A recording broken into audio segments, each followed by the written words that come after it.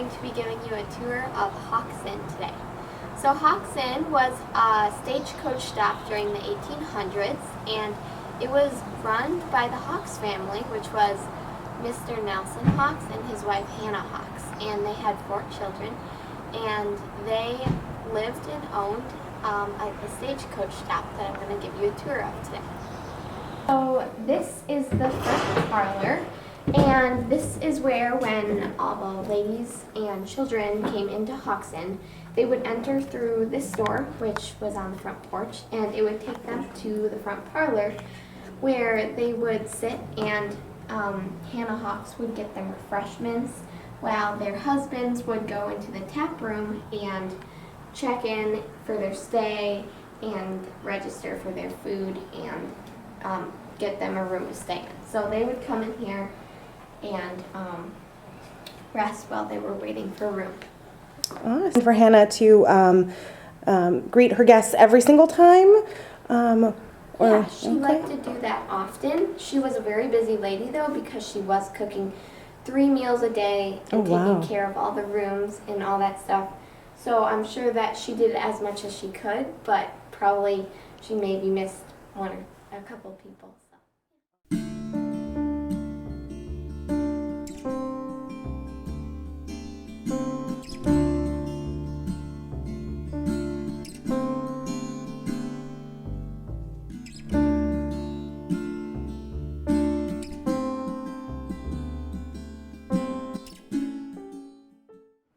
Those were actually the portraits of Nelson Hawks and Hannah Hawks. Oh, quite the attractive couple. Yes. That was shortly after they were married. So. Wow.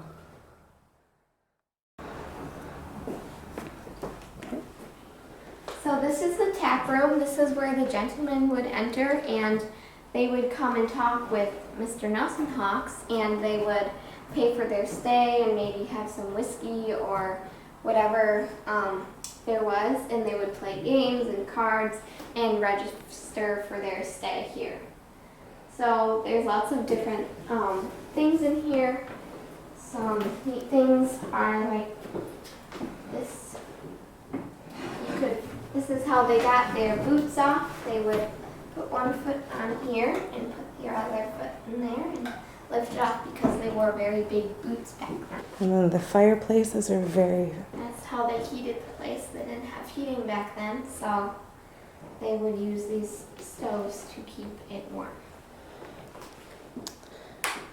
And so were the separate rooms, do you know, Josie, if the separate rooms for the men and women were common so that, you know, men could do, quote unquote, kind of maybe manly things, that delicate sensibilities, like billiards and cards and things? And yes, the ladies were not allowed in the tap room. Oh, okay.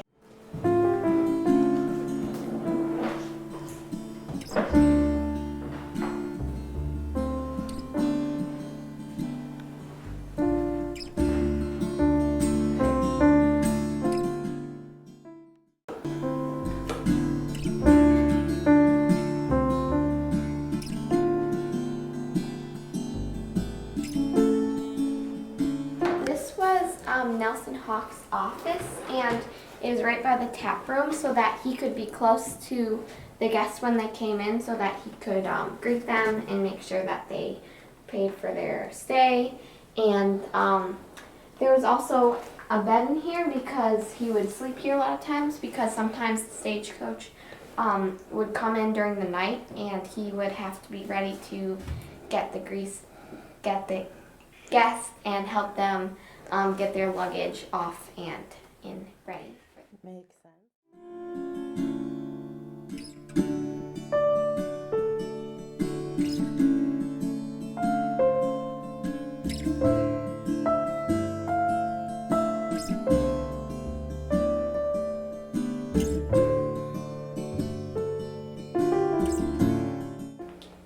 The painted shade was something they had a lot of back then, and the Indian represents the Hawks family was very friendly and they had a good relationship with the Indians. So they would trade for a lot of things, maybe like some chairs for like some deerskin or different things, but they were very friendly with the Indian, and they have a lot of stories with them. The dining room, and all the guests sat family style, much different from nowadays hotels, but Hannah would cook 3 meals every day, and they would eat in here. And the dinner bell over here, they use for when it was time for meals, they would ring it, and it was their dinner. So they knew what time. Also, sometimes they would push back the tables, and Mr. Hawks would play his fiddle, and they would dance and sing and have a fun time.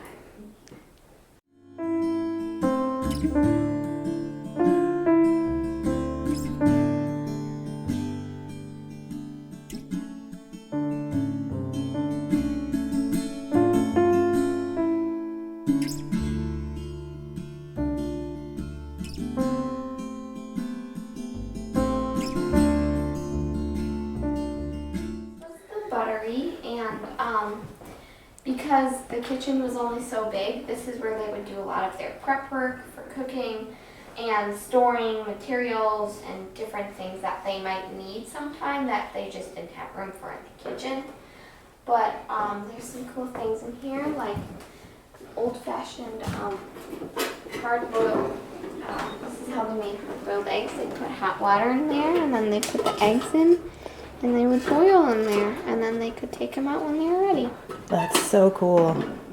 Yep. Do you have a favorite thing in this room, Josie? I don't know. I like all of it. Yeah. And this was a spice box that spices were very valuable because they took a lot of time to dry out, and they were used a lot, so they would take this with them when they traveled, and they could put different spices in each one of those. Wow.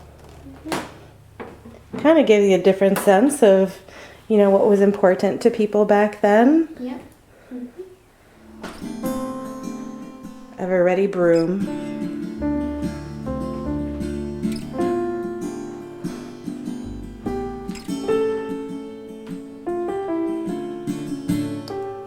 I'm assuming that's a pie safe.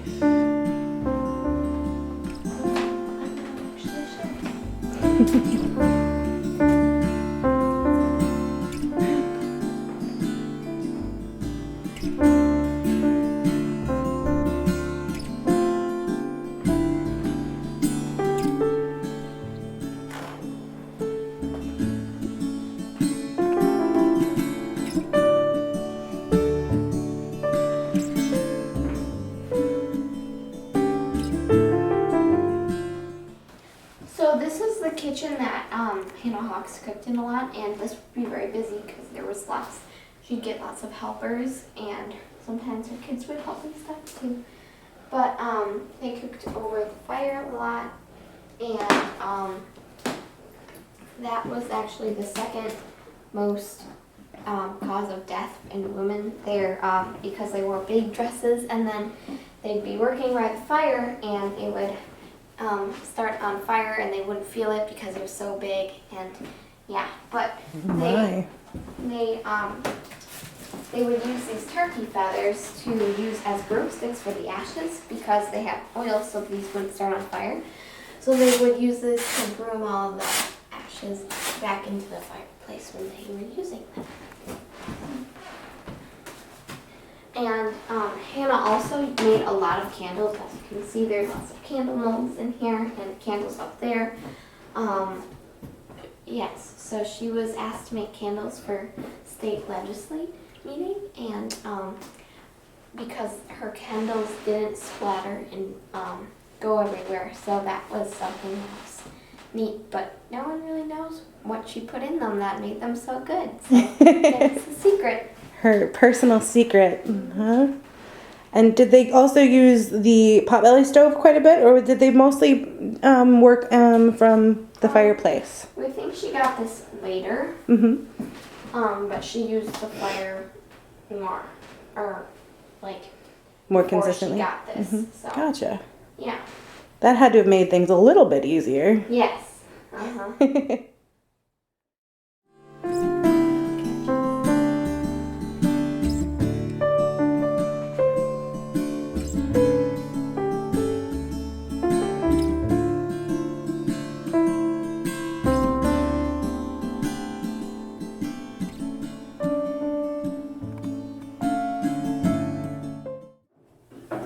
So this could have been a toy room. We're not really sure, but when we built on, we tried to envision what they would have done.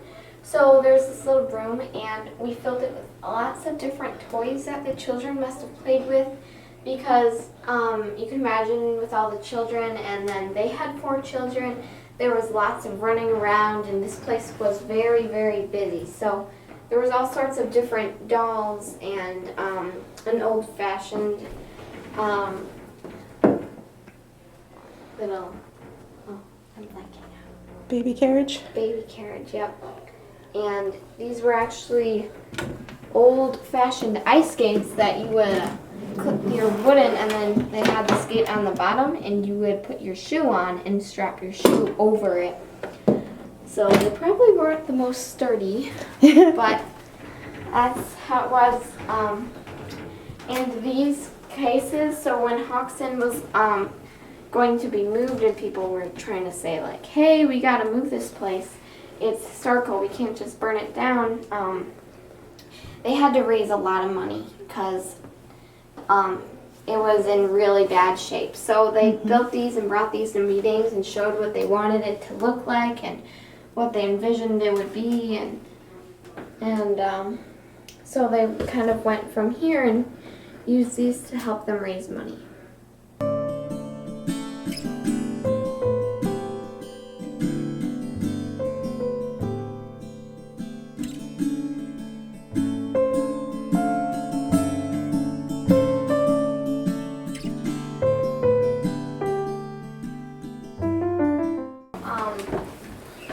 This is upstairs, and we're not sure exactly where the Hawks family lived, but we think that they partially lived in here. So it made most sense to be up here because in winter you have the warmth from the kitchen, and it was also close to the kitchen, so Hannah could be, she was in there a lot cooking, so she was close, and so there was a stove up here, so that's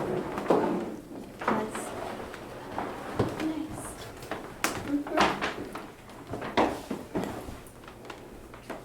Yeah.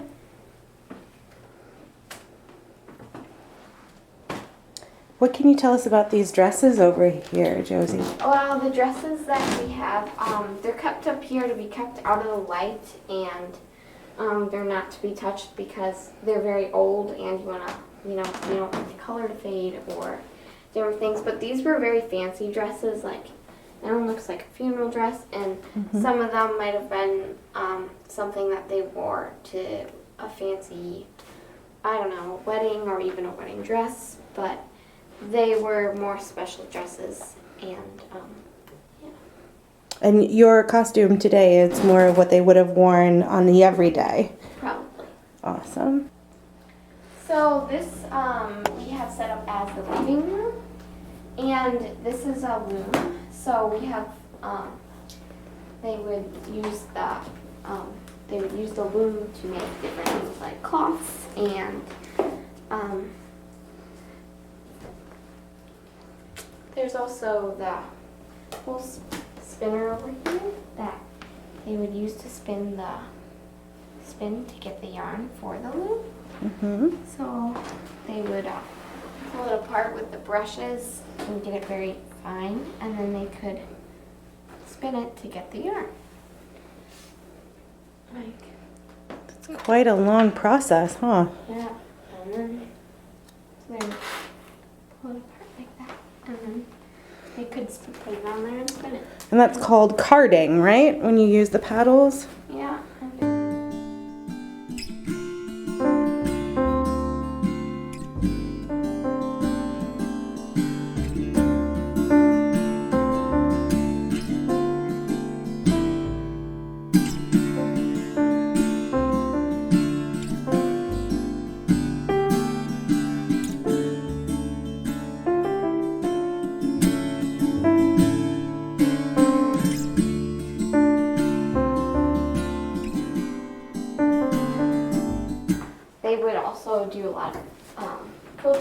stitching, and they often learn the alphabet by sewing and doing different things. So that the girl who made that was only 8 years old.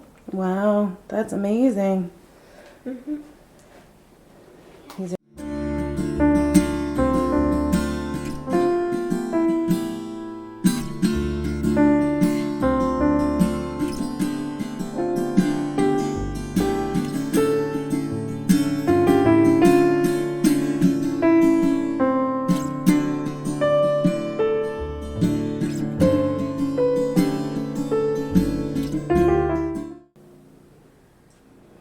So this was one of the bedrooms that they might have had guests stay in, and if it is pretty small, but if there was maybe just one person staying, or even two, they would put them in a smaller room because they didn't want to take up one of the nice big rooms with just a couple people.